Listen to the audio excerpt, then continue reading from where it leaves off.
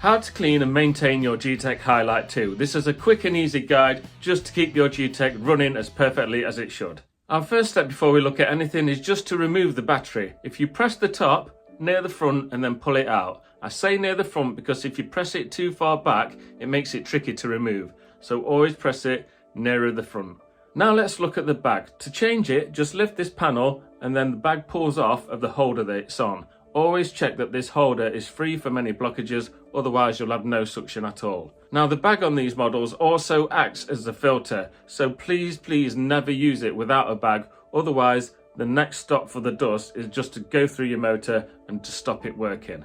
If you have any dust in this compartment, it's always critical that you brush it out again to stop it going through the motor. So just get a dry brush, brush all the dust out, and then just wipe everything over with a damp cloth or even just like a wet wipe or something. Don't ever spray any water in there. Replace the bag if you need to. Remember, if it's full, it will be restricting the performance. Now we need to look at the brush bar. Put your sweeper on its side, and then at the end you'll see these two icons. Turn it so it unlocks, and then your brush bar will pop out. You can then pull it up to release it.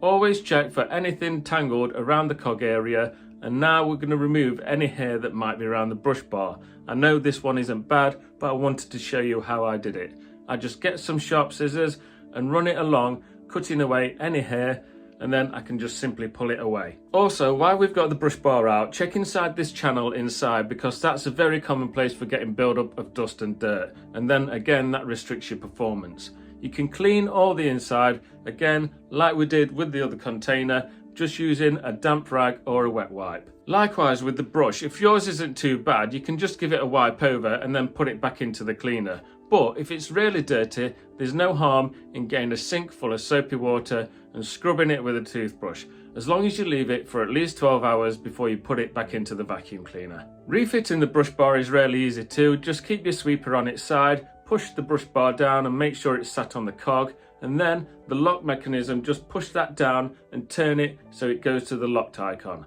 Now finally, before we can use it again, we just need to push the battery back into place until we hear it click. And that is it. All your maintenance for this vacuum cleaner is complete. They really are so simple, but it's important to keep on top of it.